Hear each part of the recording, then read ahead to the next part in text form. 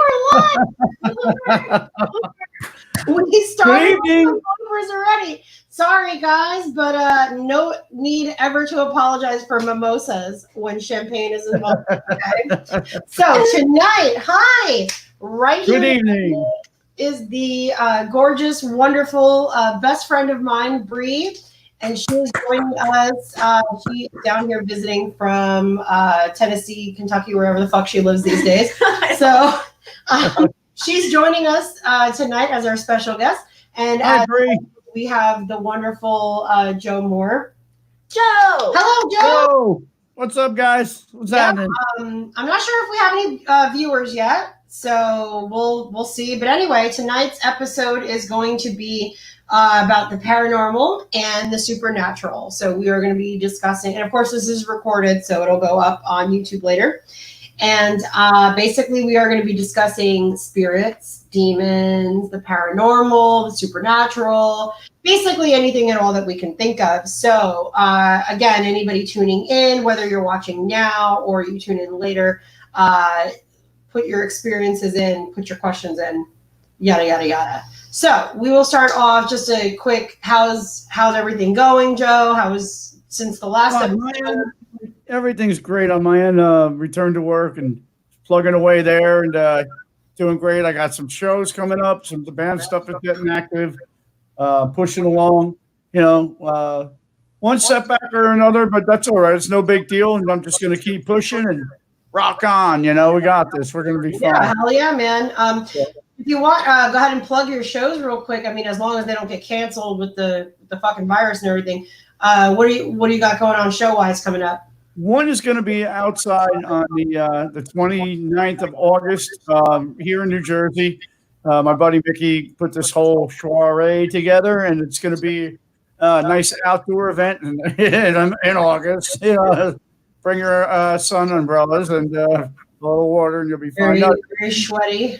Yeah, it's going to be a lot of fun. It's going to be on an earlier day. It's not going to be an all-day event, and there's 5 other bands on the bill. I had choice of one of two bands that I'm into play with. So one of them, the Sabbath tribute, is going to go in and do the thing, and I'm real excited about that. And then the 25th of September, I have Dingbats, a place where you guys actually came up and saw me play last time. We're doing Headcase is doing a set of 80s metal, not hair metal, but metal. Like I'm not going to give it away here now. No, I'm not doing it. So it'll be a surprise for everyone. Just if you want to know what the set list is, come to the gig. Oh, so, there you go. We'll leave it there. But yeah, I'm great on my end. So what's going on tonight, Stevie? Well, tonight, like I said, we've got a very special supernatural episode. So we'll just dive right into it because fuck it, we ain't got nobody talking in the thing, so whatever, we'll just talk amongst ourselves. But anyway, so I am the natural skeptic of our little tripod here this evening. I know Joe is a true believer, and I'm not sure Bree is like on the fence, off the fence. Right. Yeah, I'm kind of, I'm more of a, I don't really fully believe it until I see it. So I don't know. I'm not a hard yes or no, I guess. Convince me. Yep, Me. There you go. She can be convinced. I can be convinced. So why don't we start off with Joe. Why do you believe that spirits or demons or what phantasms, whatever the fuck you want to call them, why do you think that they are real? From events that have actually happened to me over the course of my life, you know, when I was a little boy, I learned early that I have somewhat of I don't know if a gift is the right word. We use that for, you know, lack of other, that I could actually feel things, you know, the aura in a room. Like, you know, I can walk into a place and if good vibes, I'm good. If it's not, the hair on the back of my neck stands up and, you know, I get a little sick to my stomach. I'm always looking to get out as quickly as possible of the place that I'm in if it's something not really cool in the building. And I've had episode after episode of seeing things happen, never seeing egos formally. You at least not that I could take. I have no picture, so you can't say that I saw it. I can say that things have happened to me, because that in physical sense it's real. It has happened. I saw a brush in the bedroom in my home when I was growing up in Scott Plains. I was in my sister's room. They just had a baby, and we were talking next to the crib, and a brush literally flew off a wicker shelf from one end of the room to the other. So whatever it was pissed, and I could feel it. Like it would, it was in my house. I could feel it, but it moved out. It passed on, and things go back to normal, I guess, for the most part. Demonic stuff is a lot different. That's nothing to play with. That's scary stuff. You don't want to mess with that. But when I pull up in front of a house, I know something's in it, and I won't even go in. I'll be like, yeah, I'm not going in there, But, now I know that, and again, I'm the natural skeptic. I don't believe in fuck all of it. I know that this one right here is quite opposed to demons and evil spirits and entities and all that. Yeah, okay. I grew up in a rather religious environment, so I don't know. I've heard stories of family members who actually exorcised people who were possessed. I've never witnessed it myself, but I would have to hear the stories of them because my stepdad's brother was a chaplain for the police department. Wow. So he would tell us stories of people being actually possessed and having to exorcise them. So I don't know. Demons are one of those things where even though I'm not religious anymore, I think I still don't want to watch anything about it. I don't want anything to do with possession because I'm just not sure. So I'm I just don't want to mess with it. It can be quite alarming, even if, like me, again, I don't believe in ghosts, don't believe in paranormal, don't believe in demons, don't believe in all that bullshit. However, the idea of it is still rather alarming. It is still really scary, to think like there could be some realm where, good Lord, we could get real deep into this because again, we got zero motherfucking activity here. So we're going to go off the deep end here. Something I do believe greatly in. Now, this is not horror. This is not metal. This is pure sci-fi speculation and theory. I 100% believe in multiverses, and I believe in just parallel universes and things like that. I truly 100%. Okay. Now, I will say that a lot of supernatural or paranormal stuff there's a misconception of a ghost or a spirit or even a demon because we have somehow crossed planes with another universe. And that's my take on it. I don't know if anybody's ever thought of it. It's very interesting. Like I said, I was the recipient of quite a few experiences. My parents both passed away when I was a young guy, and I was visited separately by both of them. My mother was not a pleasant situation. She was having trouble crossing over, and I was the one that had to tell her, that she had passed. My father came down the stairs. My father was crippled, so when he walked down the stairs, there was a very distinct sound, and he walked from the staircase straight across to a couch and sat in the couch. And I was up at 2 a.m. one night watching whatever. I'm like 700 years old, so it was like Don Kirshner's rock concert. You know what I mean? Stuff that you would know nothing about. But I was watching this thing, and all of a sudden the stairs start creaking, and I'm sitting up alone down, in the living room. I'm just like, my God, the stairs are creaking, but there's nobody on them. And then 2 seconds later, after they creaked one by one all the way to the bottom, I'm sitting on the couch in horror. And then the couch cushion literally depressed where he would sit. And then I realized it was just my father. So I'm not scared anymore. I've never seen a manifestation where, a ghost would actually have a face and things. Now I've seen them in pictures. We've taken pictures, places, and done things and seen them that way. You don't see them with the naked eye, but when you take a picture, is it open to scrutiny? Sure. But, when you're looking at the picture, a face is a face. You can't make that up. And oh look, there's a stick and a frog and a buffalo there, and that's what. No, it's a face. Okay, I've seen it 110 times. The difference between that kind of a haunting is almost like a residual haunting. A residual haunting is when people don't know that they passed and they keep doing the same thing over and over because they don't know that they passed. So there's repetition. It's the same thing. Like a door would open every day. When you have cabinets that open by themselves, when you have there's been cases where silverware has been bent. Now that you're talking about poltergeist activity at that point, a lot of people believe that it's a manifestation of telekinesis. Somebody projecting so hard that they make this energy. Right. So when I was younger, I remember hearing, and it could be a misconception, whatever. I remember hearing that poltergeists were negative energy from someone that already lives in the house, like a living person. Like, let's say we all live in a house together. The three of us live in a house.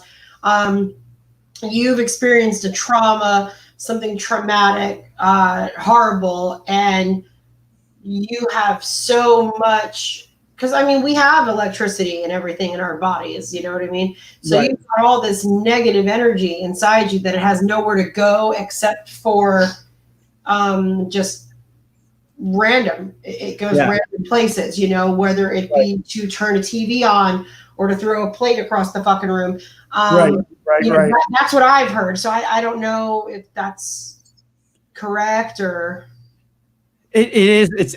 That's one belief, is that it's a manifestation of your own energies. Okay. Negative. And yes, I'm glad you did say that, because it's that's one of the key elements about poltergeist activity. It's bad. It's bad energy. It's bad. Yeah. It needs to get out. Now, a lot of people believe that poltergeist exists from people that previously lived in the home, had visited the home, had not been able to cross over and ended up in the home. There's a whole variety of reasons as to why you would have a poltergeist. They're pretty easy to dispel, just as regular ghosts. There's you burn sage, there's holy water and a bunch of other things that you do to get rid of that. When you get into the third realm, which is demons, that's seriously frightening shit. And I'm going to tell you firsthand, I believe that they exist. I've seen things that would make your hair stand up on end, because it made mine, and my hair was long back then. I've heard things and seen videotapes and a bunch of other stuff. And as far as possession goes, they say it exists. I've seen some very compelling cases to it. I'm not sure what the legitimacy of that is, but I can tell you it's scary as hell when somebody that only speaks one language is like belting out Latin backwards. It's like, whoa, where's that coming from? Now, here's my thing on that, because of course I have an answer. So my thing is that I've heard of phenomena where people have brain tumors or TBIs, traumatic brain injuries, things like that, where they can. I'm not a fucking brain surgeon. I don't fucking know the names of shit. Right. That's fine. I don't fucking remember. I don't know the terms. There you go. So thinking about it though, okay, like I've heard that there's things that can happen to the human brain that somebody who's never in their life picked up a musical instrument can suddenly play the guitar like they've been playing for 30 years. Someone who's never even heard Chinese spoken can fucking speak Mandarin. You know what I mean? And it's all random brain waves and synapses maybe that can explain it. Fuck, even schizophrenia has done strange things to people. So what is your, that's my take on it, is that it's either a mental illness thing, or it could be a TBI, or fuck, even a brain tumor. You know what I mean? So like, what's your take on that? Well, like I said, I mean, I've seen things, so and it's firsthand, person to person, or person to thing. So I'm very I'm in the belief that there are things there that are not nice. You know, if you believe in one existence, which I do, you have to take the good with the bad, so to speak, and realize, especially for devout Catholics, that was always, the end of the world if you did something wrong. Everything you did, you're going to hell.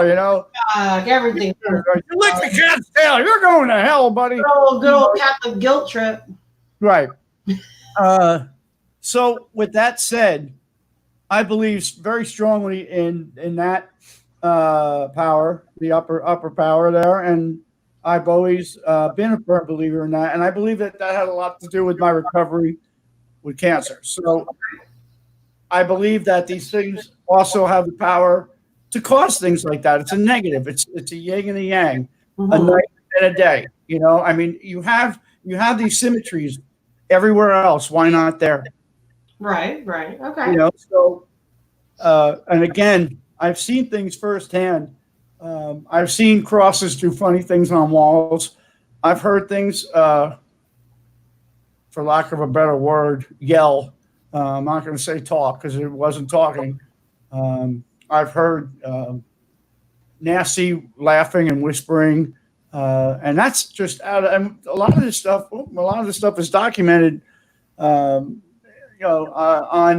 you can find various websites with it. Right. Two of the most prolific case hunters would be Ed and Lorraine Warren, who were responsible for the Amityville Horror. Live for 17 minutes. It only took 17 minutes for Joe to bring up The Conjuring. Okay, I'm gonna blow your mind. They did something before The Conjuring that they're world famous for. Do you know what it is? Wasn't it Amityville? It was Amityville Horror. That was not a movie. That was a real life experience. Oh yeah, in New York. Yeah. So people may not know what it is, so if you would like to explain it. Well, the Amityville Horror was about a possession of the house by the Antichrist, and he made himself present when the next family moved in. Took possession of the father. The father went nuts and tried to kill his whole family. And they finally realized what was going on. They got out, But there's a long story to that. And there are case files from Ed and Lorraine Warren. What I wanted to say about them is that they are two of the most prolific demon hunters probably I've ever seen. Their case studies and the stuff that they produced visually and audibly is outside, bar none, the best. I've never seen or heard things like that before in my life. I actually have. I mean, but when they did it in the fashion that they did, it's very eye-opening, and it collaborates with what I've always thought and what I've seen. So when I reached the age where I could see stuff like that and think, because I saw Amityville Horror in the movies, the first time, and that was really creepy. Even the story, even the movie it just had a bad vibe to it. It was just creepy as shit. And, the real house is, I don't know if it was ever cleansed fully or not. I don't know, but I'm not going anywhere near that thing. That's freaky, man. That's just weird. That's something we spoke briefly about on another show that we had a lot of discussion about supernatural. That's when you told your story about your Sasquatch story when you were camping. Previous show about Robert the Doll. Watch. About Robert the Doll in Key West, and and her and I have discussed it, and you and I have discussed it. I don't fucking like dolls. I hate them. Right. And again, I don't, like I said, I don't fuck around with this shit. I'm not like, oh my God, a ghost is haunting me or whatever. But am I going to tempt fate? You know what I mean? Like, would I go? And if everybody tells me like, oh, if you go fuck with this doll, you're gonna fucking die in a car accident, am I gonna go fuck with the doll? No. No, right. No, I'm Exactly. not a dickhead. You know what I mean? Like I am, but I'm not. And so, I mean, the way I always heard about it, and like my grandmother always, because my grandmother was a big believer in this kind of shit. Oh, I got stories about that. Dude, good Lord. You know, even my aunt, everybody, they still believe in the Maloika and all that bullshit. So it's like, growing up, I always heard, you know, like if you believe in it, it's there. You know what I mean? If you believe in it, it's there. And I always heard if you don't give something the power, it's not real. So that's kind of how I feel about it. You know, it's almost like voodoo. If somebody puts a voodoo curse on you or something, Right. Fuck you. I don't believe in voodoo. Excuse me. Yeah, no, they say voodoo relies solely upon the recipient. Like you have to believe in it in order for it to work. I can tell you with clarity that is not the case with the other stuff because they don't give a shit. Gypsy magic too. Gypsy magic is very similar to voodoo. And a film and a book that come to mind is Stephen King's Thinner. Right. You know, and Curse. that guy didn't believe in the gypsy curse, you know, but it was real. Sam Raimi's Drag Me to Hell. Didn't believe in the gypsy curse, but it ended up being real. You know what I mean? And then what was the movie with the voodoo? Skeleton Key. Right. That was also voodoo, and she didn't buy into it. She didn't believe it. You know what I mean? So but that was scary. That was actually a pretty scary movie. Yeah, Skeleton Key was a badass movie. Like in recent memory, like thinking of like decent horror flicks based in New Orleans, like that's a pretty decent one.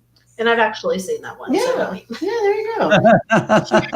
Pre-approved. Right.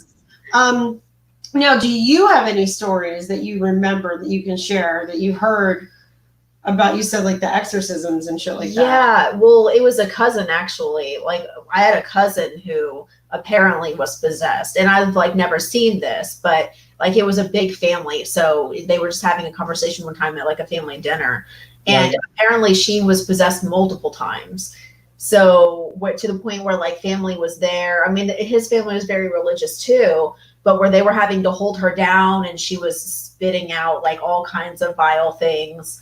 Like her voice completely changed, and apparently the demon, I guess, was actually speaking through her, and they were having to exorcise her body. So yeah, I mean, I've heard of the stories, and like I think growing up religious, it's something that even if you don't really believe in it, it's something that never leaves you. Yeah, it's so scary. Like it's like, I don't really believe it, but at the same time, if it is real, I don't want to fuck with it. Well, yeah, like you don't want to. And I don't watch any scary movies that have to deal with possession because it reminds me of those memories, and I'm like, I don't know, like I just don't want to hear it. Now there is a movie that I will say, I don't know. I mean, I know The Exorcist is a classic, but I mean, I've said it time and time again. I'm not big into nostalgia. Classic horror movies, with the exception of Alien and The Thing, I just don't care for them as much. You know what I mean? Like, I feel like if something's newer, it's more relevant. You know what I mean? Yeah. I'm not like one of these like preserved fucking nostalgia people. I don't know why. I don't know. Maybe I had a bad experience with nostalgia. I don't know. I just don't. But to me, a movie that resonated more with me, and actually this is another Louisiana movie, The Last Exorcism, I believe it's called, and it was like a found footage. Hi Mark, look, we have our first comment of the evening. It's Mr. Sean Pelham joining us. Oh, hey Sean.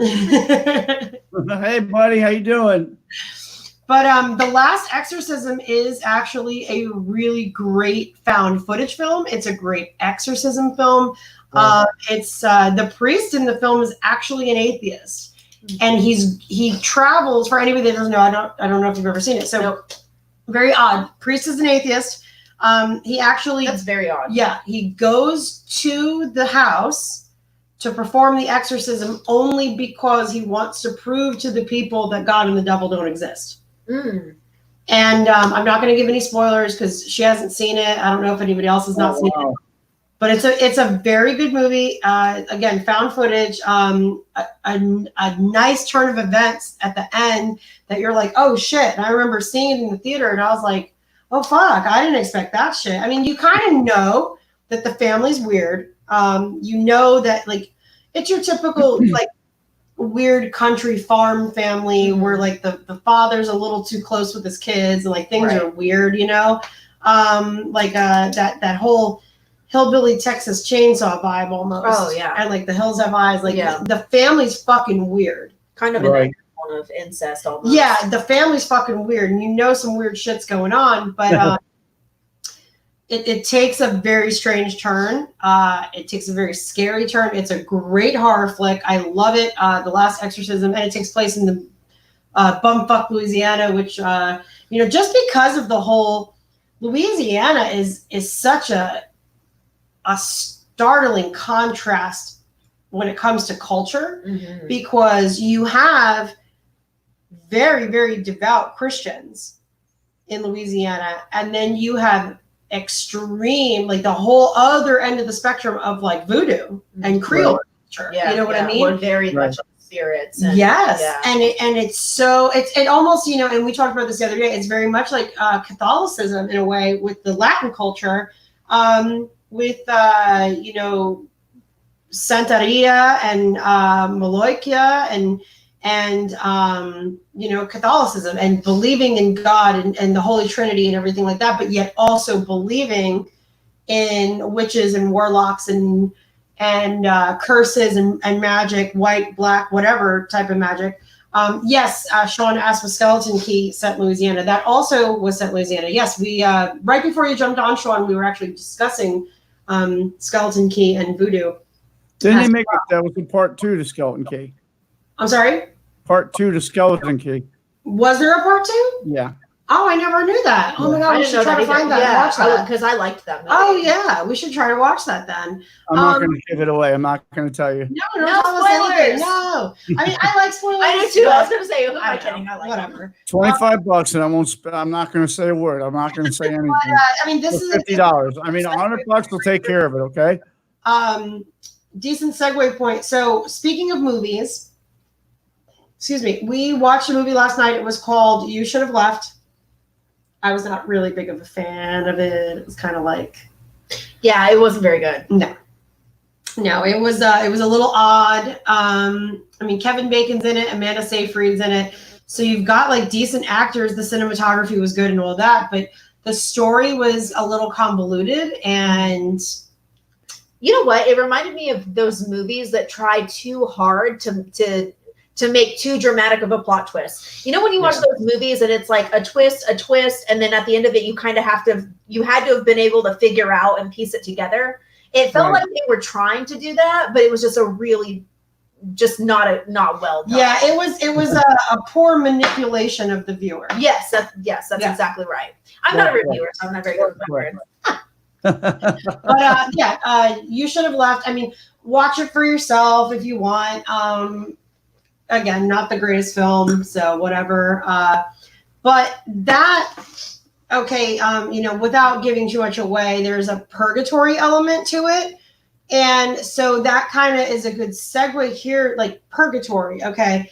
For those that don't know what purgatory is, and again, correct me if I might be wrong here because I'm not the best person when it comes to religion, but from what I remember from my youth, is that purgatory is the belief that you cannot pass on to heaven or hell because you have either unfinished business or you haven't been saved or... Yeah, I think it's like I don't know, Joe, maybe might know, but I think it's like you're stuck in the middle. Like you can't really pass to either or for whatever reason. Correct. That's exactly what it is. It's a place between heaven and hell that you go to. If you, like you said, if you have unfinished business, or if you're just waiting to be judged, maybe I don't know. Waiting to be judged. I was just going to say that. Yeah. I know. Joe and I were raised Catholic. You were raised Pentecostal. So I'm not sure how it was with yours, but with us, it was that if the baby's not christened, he can't go to heaven. Yeah. you know, and he goes to purgatory. Yeah, that's about right. Like our babies were still baptized. Yeah. Because Pentecostal is just basically a very dramatic and emotional sense of Baptist. Yeah. Like the people who dance with snakes, which I've never done. Snake dancing. I'm a snake. But yeah, that's very overly dramatic. Yes. So yeah. Don't believe her. I believe she totally danced with snakes. No, I have not. I have seen the dancing. I have never performed the dancing. Bree fucking dance with snakes, y'all. I believe it. So what's your take on purgatory, Joe? Now you mentioned earlier, you know, we talked briefly about poltergeists and residual hauntings. Now, do you think like spirits that are residual haunters, do you think that they are in purgatory?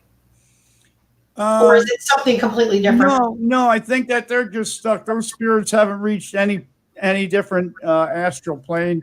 They're just in the same spot, churning like butter. You know, they don't do anything else other than but like walking 10 feet to a couch, per se, picking up a telephone, opening and closing a door, you know, things of that nature. These are all things that I've actually kind of witnessed. So Sean in the chat actually said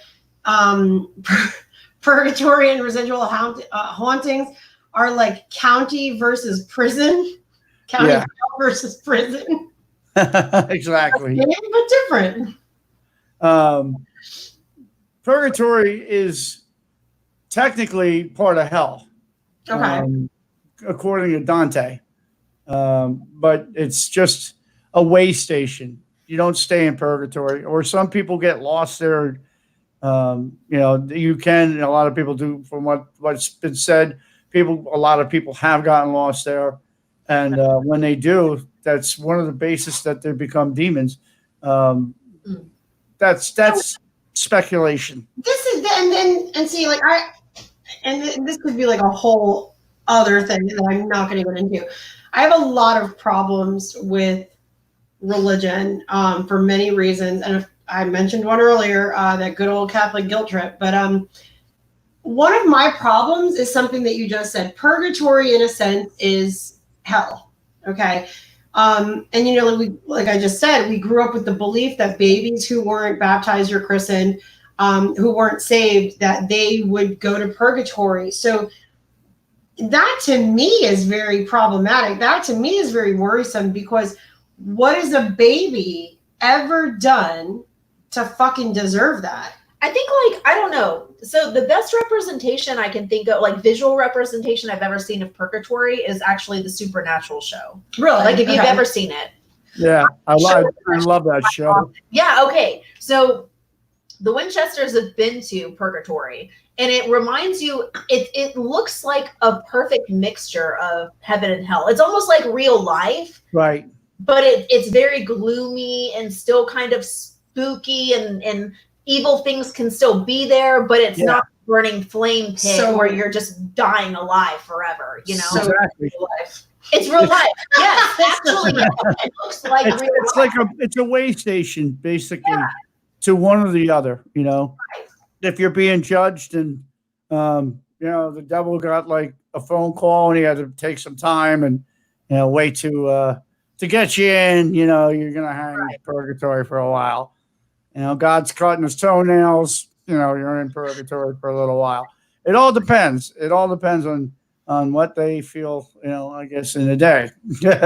That being said, I mean, I'm not extensively knowledgeable in purgatory. I mean, I know it. I've read up on it quite a bit. I'm definitely not the world's leading professor on it. Right. But I mean, I am well versed at what it is, and you know, the things that come up, the bad things that come up, usually aren't from purgatory. You know, they're from the actual hell, and you know, and there's levels. And according to Dante's Inferno, there's like, I think it's 9 levels of hell, and there's a ranking order, there's a pecking order, you know, and top ranking guys are at the best level. You know, the bottom feeders are at the shit level. You know, they don't get any potatoes with dinner. You know, it's nothing how can I put this? It's nothing different than an actual society. It's just not a nice society. It's not a society you want to hang out with. You don't want to invite these guys for dinner. It's not fun. Even the low-ranking demons are not anything to play with. Mhm. You get these morons that come up with these Ouija boards and just open shit and not understand what they're opening. And I mean no offense to anybody who's listening. I'm not calling you a moron. But I'm telling you right now that you open, you said like before, like alternate universes. Right. You open a portal when you use a Ouija board, and you never know what's going to come through that portal. So you don't want to. I played with my fair share of Ouija boards when I was a child, and So we did I. walked around, and we thought, I never have. we thought we were witches. I would never touch it. So like when we went and saw The Craft when we were little, and we thought we were witches. Oh man, we would fucking try to do light as a feather, stiff as a board. We thought we were moving a lunchbox one night or one afternoon at recess. Like we were so stupid. Like little girls are so funny, but like we would have sleepovers and mess around with Ouija boards, and we always knew somebody was moving the little thing. You know what I mean? But I never. Again, I guess it's all a matter of perspective and like what you've heard. I grew up in a household that 100% believes in. I mean, you're married to my sister. She grew up in the same household. 100% believes in spirits. Yeah. 100% believes in demons, ghosts, all that bullshit. The circle of salt. Kill a chicken, fucking put break the egg over your head. Here, were the ones that ended up in the frying pan. But I get you. I totally get you. And you know what I'm talking about. All these things, and it's like, but me, I never saw a ghost. I never saw a demon. The closest thing that I will say, and for a very long time when I was a teenager, I did believe in this shit because of how vivid and scary they were night terrors and sleep paralysis.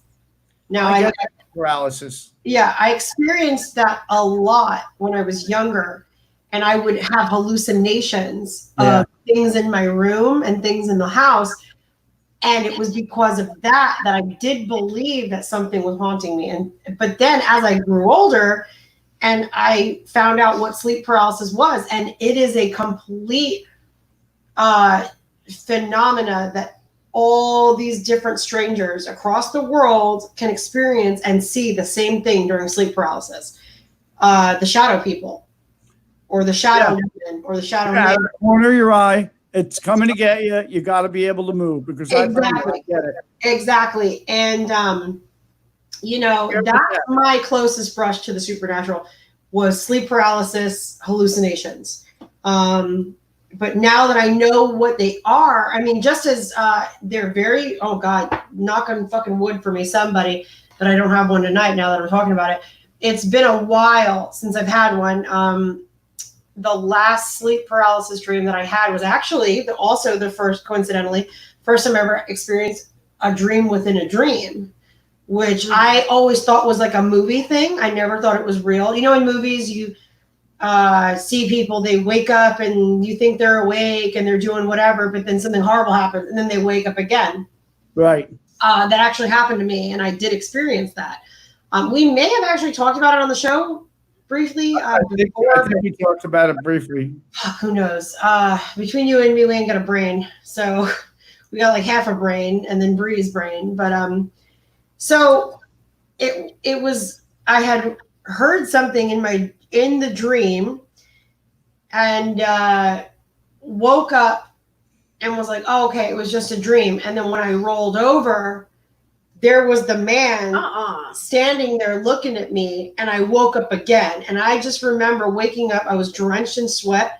Yeah. My heart was pounding, and it was so real to me that I got out of bed and I checked all the locks on all the doors. Turn the lights on. It was fucking horrifying. And I really did believe that this man was in my house, because the initial dream was someone walked in my front door in the middle of the night, and I heard the door open. I heard the footsteps. I saw the man standing in my doorway, and then I woke up and I was like, oh, fuck. I said, thank God that was just a dream. And then when I rolled over, the man was there. And I was like, oh, shit. Like, I just got chills thinking about it. Like, what a fucking dream. Jesus. So imagine being like 14, 15 years old and never hearing about sleep paralysis. And then you see that shit in your room. I have it. You think I have it. I get it too. And I know exactly how that feels. Except I'm usually awake and I can't move. My breathing gets shallow. My eyes are open. I am fully awake. Yeah. Chris is laying right next to me sleeping, but there's something in the corner of my eye. Something's watching. Something's trying to come close, and I can't move.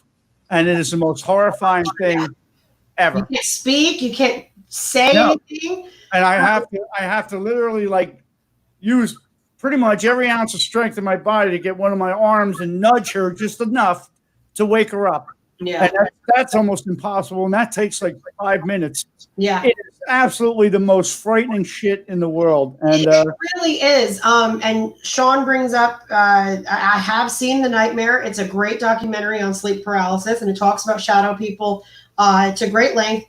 And the phenomena that, like I said earlier, people all over the world, strangers who have never met, have all experienced the same exact thing. So, it is a good question to pose when speaking about demons and speaking about lore and mythology and things like that. I'm not saying that he's real, but could the sleep paralysis demon exist? that's what the thought, the notion is that you're being possessed and something's trying to yank your soul out of your body. In medieval times and during the Renaissance, the whole artsy fartsy bullshit movements. Not that they're bullshit. I just don't know what all these fucking different movements were called. So I'm not going to sit here and have some fucking hipster correct me on the internet later. But so the thing is that if you go and you look at art from a couple centuries ago, they have an extensive library of art from all these different cultures, different people. Yeah. And this is 300, 200 years ago, of the sleep paralysis demon sitting on people's chests, trying to take their soul, trying to do all these crazy fucking scary things. Right in your face, trying to suck the life out of your body. That's another very common adage. It's scary shit. It really is. And they say one of the things that banishes that, believe it or not, are cats. Oh. Hey, just talking about, I don't know if you got a chance to watch it. Holding a Grudge is the podcast, my second podcast that Robin and I, we just did episode 1 last Friday. For those of you that haven't watched it, it's a Ju-On Origins review. So check it out. Every Friday we're going to have one. She just talked about how the director, I can't remember his first name, so I don't want to butcher it, but Shimizu, who has done the Ju-On and the Grudge series, he incorporates cats heavily into his movies. And I know, I had brought up Egyptians the other day and a lot of different cultures that cats are highly regarded as either gods or mediums or familiars, you know what I mean? So that is another cultural aspect of it, is that cats can oftentimes like you just said, ward off demons or save from a demon. That's a good point to bring up. Thank you. Yeah, no, that's that was a belief, and I mean that stems from Egyptian times. Cats are revered as they're very highly regarded and revered as the gods, keepers of the door. They guard the door to the anti-life, and they have the power to send anything back.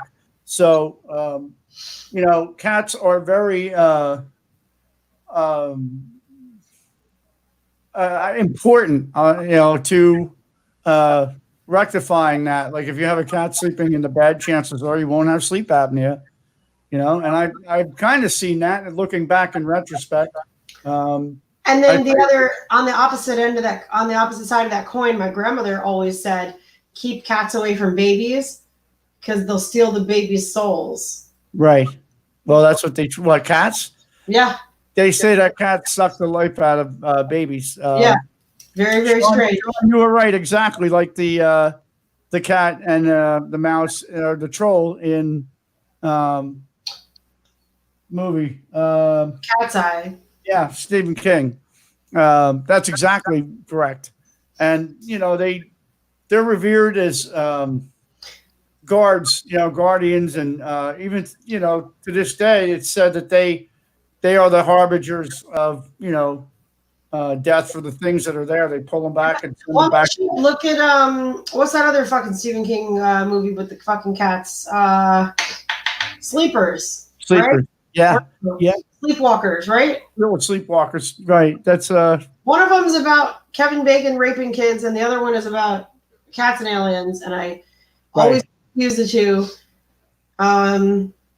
But anyway, Sleep something, and it's about aliens and cats, and the cats killed the aliens or something. I don't know. I haven't seen the movies since I was a child, but it was, again, it involved cats. But I don't know. I mean, shit, we could look into the lore and, we could research that a little bit more and have a whole other podcast about fucking supernatural cats. But that's all the way back to I'm Egypt. curious both of you guys' thoughts on the phenomena of all these different people sharing the same experience.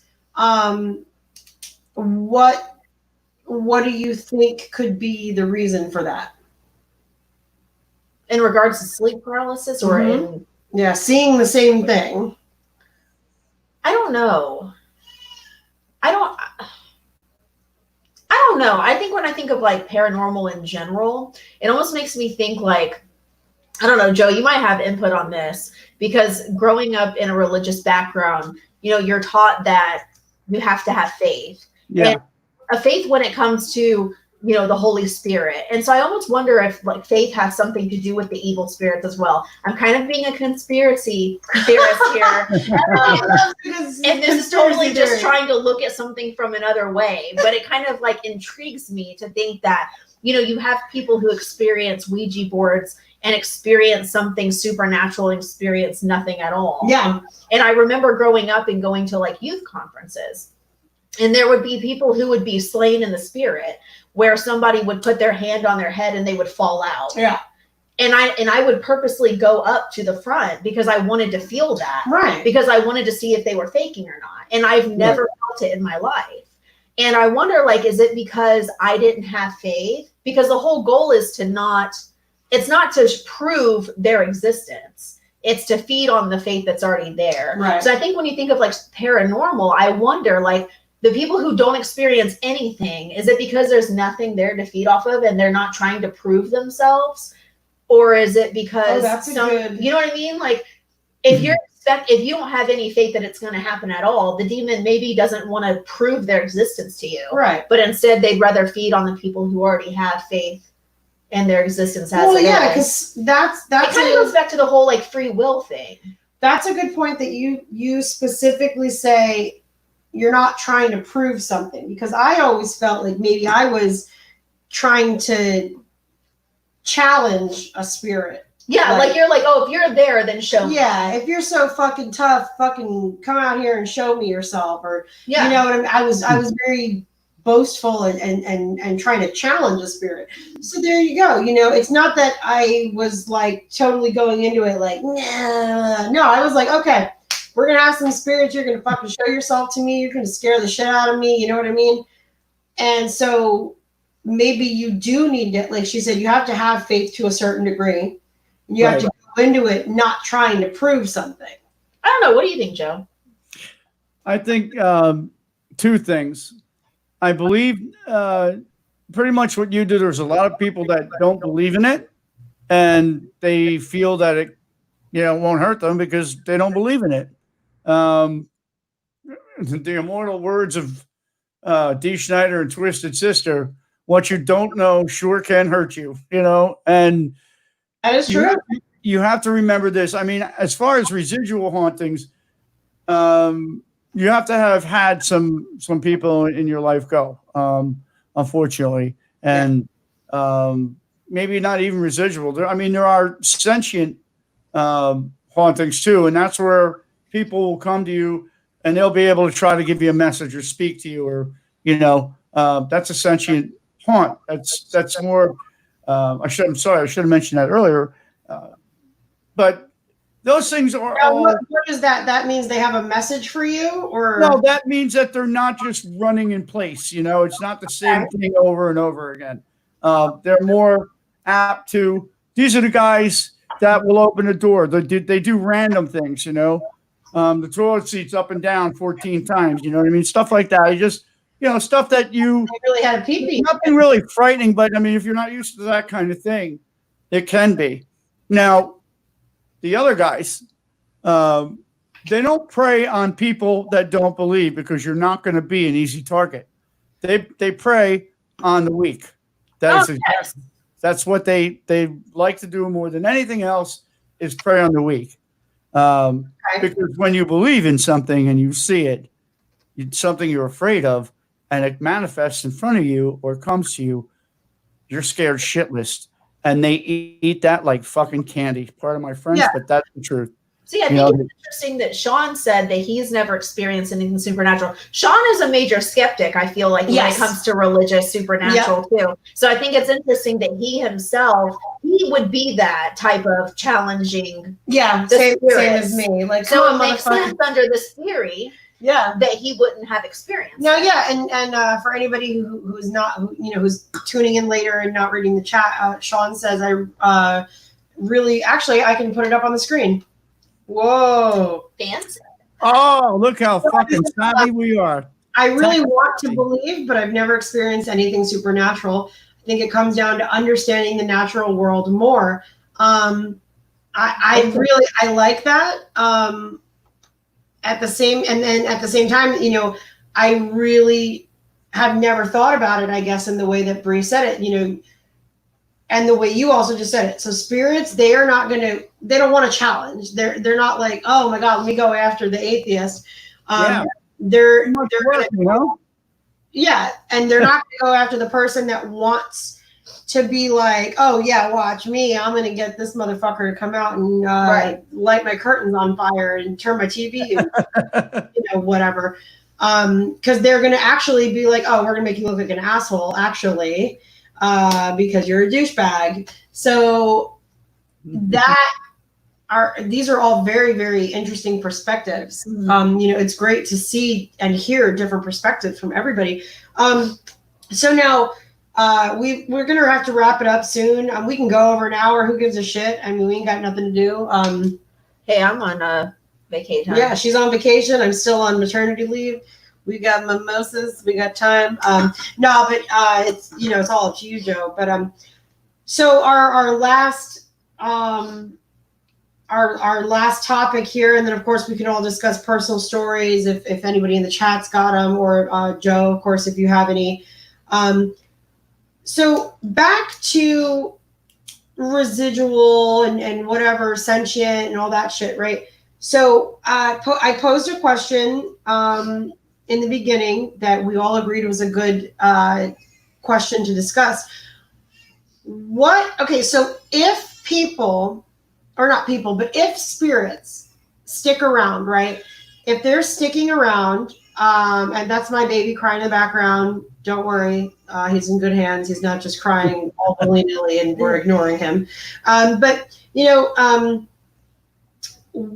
if people are sticking around, but not everyone. Okay, think about it. Right now we have like almost 8 billion fucking souls on this planet. Okay, if the soul exists, we have 8 billion souls almost. Okay, that means in all of history, we have so many goddamn ghosts. What are we doing? You know what I mean? Like, here's the thing. Why are some spirits unfinished business? What makes your unfinished business more important than mine? What makes mine more important than yours? And so on and so forth. Yes, some people like think about popes or Mother Teresa or saints or some shit where they're so devout and good Lord, they probably can't wait to just go die. You think about terrorists who not saying that they're holy in any way, terrorists, but think about terrorists. They genuinely believe this is what their God, this is what Allah wants for them, and that they're going to go to paradise. So I can understand if you were to tell me, or somebody was to tell me, Well, people like that, they don't have unfinished business.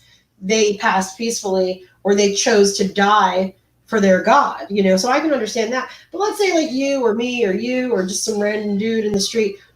What makes someone's unfinished business more important? That to me is like, well, fuck you. Why, you know what I mean? Like, why is your goodbye better than my goodbye? I don't know if that's necessarily the thing. I think that they show themselves to people that it's relevant to. I don't think it's a matter of priority. So Okay. and I mean, I'm basing this solely on my experiences. So I'm so used to thinking that, there's no rhyme or reason to it. It just is. I don't think there is an order to it or an itinerary. Some of them, some of them have itineraries, but I don't think it's part of a bigger itinerary. I think it's all mostly random. Not random haunts, but random times, random things that keep people here. I don't think that it's just like, well, I never got to put the engine in my car, but yeah, I never got to build the rest of that goddamn wall, and let me come back. And, I don't think it's so much that. I think it's more of a thing where everything is relevant. Every haunt is relevant in its own way. So Right. I don't think there's a pecking order in there. It's hard to tell people what you feel, what you experience, if you don't have the evidence to back it up. Again, just like Bigfoot, right? Biggest question. I know, yeah, I'm tying that right in. Look at me go. Segue, ladies and gentlemen. Segue. King of segues, guys. Well, this is a good point. And this is coming from someone that absolutely believes in Sasquatch. Right. Why haven't they found bones yet? Why haven't they have more evidence with, all the digital cameras and everything in this world, that are out there now that they could leave out there, and, they could put Ring cameras all over the fucking forest if they wanted to, Yeah. All you need is evidence. That's a myth because there's no hard evidence. Hauntings, even though some don't believe in them, are not myth. They're reality. Okay. Now hold on a second, because I did see a very hilarious video. I just wake up randomly in the middle of the night and go on Reddit because I have no life. But so I literally saw a video last night of a bear twerking in the forest. Just random? Yeah, a random bear. He looked like he was legit twerking in the forest. Okay, so a bear can stand up and twerk. Who's to say that somebody somewhere didn't see just a bear just walking around on two legs and go, "Oh my God, it's Sasquatch"? Yeah, they are advanced. I'll have to admit that the bears are getting more advanced these days. Could Sasquatch just be a stand-up, walk on two legs, fucking Joe's like, no. a twerk bear? No, Is Sasquatch a twerk bear? Squatch lives. He's like, fucking bitch. No, like, is Sasquatch a twerk bear? It very well could be a twerk bear. It is very possible because there's not enough, in my opinion. If you go case to case, there's 60,000, sightings, and so many people have tracks that they cast, and you can't cast a ghost, right? What are you gonna do? It's like Casper, right? We're gonna paint him. Come here, let me paint. Stop trying to eat my face. Let me paint you. Right. It's not gonna work. So Okay. evidence for that is, I think, much greater. Twerking bear. Look at that. Oh my God. Twerk bear. I can't unsee that in my head now, and I'm gonna be like, Listen, I just really. that piece of insulation, twerking bear. How many times did I say twerk bear tonight? Like, that's like my new thing. I just like to say twerk bear. Like, it's fun. Twerk So bear. I had to put that out there. All right. So do you believe the same thing I do with that? I mean, is it something that Do I believe in twerking bears? Yeah. I mean, I've seen them with my own eyes. Unless it was a furry by himself in the forest getting wild. All night long, he's out there rocking, man. He's got his little Bose radio in the tree, and he's letting it fly, brother. He's letting it rip. Do I believe what? I mean that hauntings are a little different than Sasquatch because I think there's tons more evidence, and I've never I have had, and this is coming from somebody that's had a very bad experience with an alleged Sasquatch, and it was frightening. And to this day, when I think about it, even as a grown man, I still get chills from that day. Coming from that angle, I still see ghosts more representable, more reality in that story than Bigfoot. That's my stance. Okay. What about you? Well, I think hauntings are much more realistic than Sasquatch. But again, I really believe that my upbringing plays a part in this. Yeah. I really do. Because it's kind of something that once you are exposed to it, even if you don't see it, once you're exposed to it to that degree, it's always in the back of your mind. And so there's a part of me that's still always going to believe that, demons and hauntings are a real thing. Ghost, I don't know. I still have to be convinced on that. But Sasquatch, I love you, Joe, but I just don't know. No. I mean, the only thing I believe in is twerk bear. Hashtag twerk bear. I don't want to make a pun on words, but I can get behind that.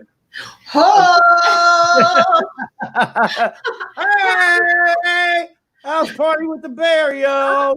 I'm gonna send you that video too, because you're gonna be like, what the fuck is happening here? It's just random retarded shit, It's just this bear in the woods. But that's the thing though, like straight up, somebody somewhere, like before twerking was a thing, somebody was like, what's that creature over there doing? And they were like, it's a Sasquatch. Because grizzly bears are huge, man. I'd be fucking scared if I saw one standing up on 2 feet. I'd think it was a damn Sasquatch too. Yeah, they're terrible. I mean, I want to pose a question, but I'm having a hard time because I just lost the whole thing. Oh, I'm sorry. I'm interrupted. I completely brain farted. No, it's my fault. That's either my age or I don't know. Alzheimer's setting in. I don't know what to do. They say chemo brain, right? Short term memory. I can't remember shit. Oh, it's okay. I was gonna say, did they cast any footprints of the bear? Oh, I don't know. Right. Do we know for Do we know for sure that was the bear? How do you know it was a bear? It could have been a bear. I don't know. It could very well be. Joe's saying it might be a Sasquatch. It could be a man in a bear suit. Just chucking it out there. Like 90% of the Sasquatch sightings, people yell, and I'm telling you, he lives. Anyway.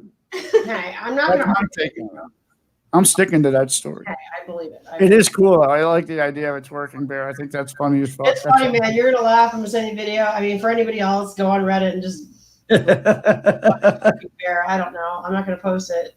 I'm not gonna go through all that trouble. The very quiet, lame chat that we have going on tonight. I would just like to interrupt and say that my brother-in-law just overheard earlier Stevie say that cats steal souls, and he just told my sister-in-law that they're not allowed to have cats because they have 2 babies. So we have a believer in the building. He said they're not allowed to have cats. So there you go. Get that thing out of this house now. There ain't no more cats. I don't know. I don't know about stealing souls for real, but I do know that cats give me a hell of a bad allergy reaction. So, I mean, if my cat is like a guardian of a gate, he's absolutely the laziest, fattest guard I've ever seen in my life. Oh yeah. So Joe's cat Newtsy is about 74 pounds. Oh my god! 75 on a good day, on a clear day. If you yell out "Hungy," which I don't know if he's hearing me right now, "Hungy, Hungy," if you yell that out, you will the cat actually comes out looking for food. Oh my goodness, he's a chubby guy. And excuse me, somebody in the chat just said they're driving. Why the fuck are you texting? Yeah. Why Yeah, are you driving? You're taking the time away to see Sasquatch on the side of the road. I know. Please don't cry and then haunt me later. In our supernatural episode. Jesus Christ. Watch the show Supernatural. Watch it. There's like 9 seasons full. Yeah, I mean, I think we covered pretty much all of our our topics tonight. Unless anybody has in the chat, I doubt it because it's been a red light, right? Gotcha. Okay, Shawnee. Unless anybody in the chat has anything more to add or anything like that, questions, comments, anything like that, you can always leave them on YouTube. I will always tell you this: fucking subscribe to our channel so that you don't miss episodes when we do go live. And smash the like button. Smash that like button. Smash it. I hate when you crush that shit. Destroy the like button. I feel like such a dude about things.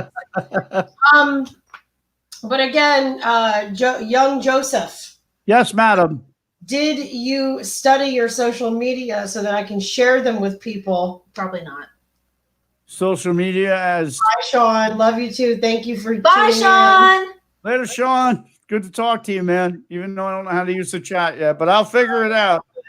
Did you? I know, like He's your Joey Moore. like your Twitter. I know on Instagram you are Joey Joey Moore 67. Joey's working there more. Moore's 67. Yeah, Joey's Okay, Joe, we'll be your manager. Joey's more Joey 74, Moore. something like that. Joey Moore's. And what are you on Numbers in there. Facebook? Joe Moore on Facebook. Oh, Facebook. Yeah. Blood Feast Joe at Facebook. There you are on the At bottom. Facebook. Look at you. Hey, look at us. We're all fucking types of cool here. This is Yeah. badass. We could not do anything even remotely like that with our last. Oh no, dude! StreamYard's great, and actually, I'm going to throw props to Joe Compton, who actually he's been kind of absent on social media. I got to reach out to him, make sure everything is okay. But props to Joe Compton for giving me the StreamYard, the hookup with the StreamYard, telling me about it, because I believe that's what he uses for his Go Indie Now cast. Have you talked to him? Is he doing all right? I have not spoken with him in quite a while, but I do love his videos. Yeah, I'm gonna have to reach out to him and make sure that our boy is okay. Awesome. But, go ahead. Now, at the beginning of the video, you talked about your upcoming gigs and what you've got going on. Go ahead. Let's cycle back through that. Well, it's actually, I'm releasing this way before, but the 29th August is going to be, I'm not sure even what town it's in. I mean, I know hardly any of the logistics at all. I'm going to play the drums, man. It's okay, but you're the best drummer, man. Joey, they leave a trail of like cheeseburgers for me, and I just swallow them. So Okay, not the smartest. Again, I was that dumb friend. You remember? You are the dumb friend. We know that for a fact now. And then the 25th is the outdoor thing, and that's going to be a lot of fun. If it's not like 94,000 degrees outside, it should be a lot. Are you guys going to be live streaming that? I'm going to talk to Mickey about that. I got to get all the logistics on that. Talk to Mickey. You guys should definitely set up a live stream, man. I think I'm that's sure. Yeah, we plan on. I mean, this was something I've been wanting to do, and this guy. Like if you say, "Hey Mick, I want to build a car," he'll be in your driveway with parts. You know what I mean? He's like, "Okay, yeah, exactly." He's ready to go. You also need to talk shit to Mickey because this is the second show in a row that he's missed. I know. And I'm like, listen, motherfucker, we're on quarantine. You ain't got shit going on. Why are you watching my show? Right. Yeah. But, yeah, definitely look into live streaming that, man. I know Joe's got some great shows coming up. It's going to be good shit. So definitely check that stuff out. That's going to be the 25th of September, and that's going to be at Dingbats in Clifton, New Jersey. Yep. We're playing with 2 or 3 other great bands. It's going to be a great night, and Headcase is going to be doing a lot of stuff. Like I said, it's going to be a special set. So we're going to bring back some of the oldies, sweating with the oldies. It's going to be a lot of fun. It's going to be a great night. How about you, Stevie? What you got going on? As you see there, you can see all of my awesome stuff down there. Right. What are you doing? But so yeah, you can see my stuff there. You find me on Instagram, Twitter, and Facebook, and you can check out my books, my blog, my reviews, and of course, horrormetalsounds.com, your one-stop shop for all things horror and metal. And we got some actually new reviews just dropped yesterday, so definitely check those out. We got a great bunch of reviews for you. Awesome. And, on top of that, you know, I'm always coming out with short stories, things like that. You can Candisha Press, which I was a part of the first volume of the Woman in Horror anthology, My Story, The Darkness. That was back in like March, I believe.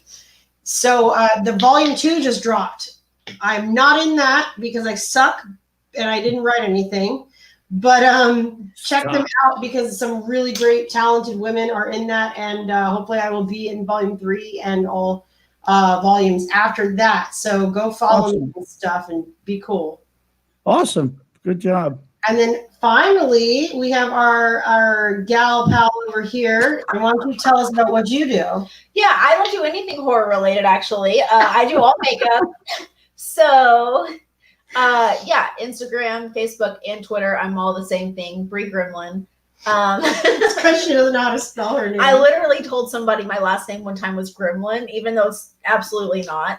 I was trying to say Grimsley, and it came out Gremlin, so that's just stuck and become a thing. So yeah, if you like makeup, follow me. I have a blog. So yeah, that's it. I don't know why I was invited here, but we're cool. Why not? Hanging out. I can't do a podcast and not have my best friend on. So and I miss Joe. Yeah. So awesome, Bree. You're more than welcome on this show anytime you want to come on. Thanks. It was awesome to see you again. Love you. Good to see you too. Okay. All right, everybody. Well, next week we're on July 13th. Unless something changes, we will let you guys know, but same place, same time. Follow all of our shit, subscribe, like, all the good stuff. Be safe, keep it creepy, and love you. Thanks. Stay away from those poltergeists, twerking bears, and Sasquatch. Hey, hashtag twerk bear. Twerk bear. All right, guys. Thank you. Have a good night. See you next week. Good.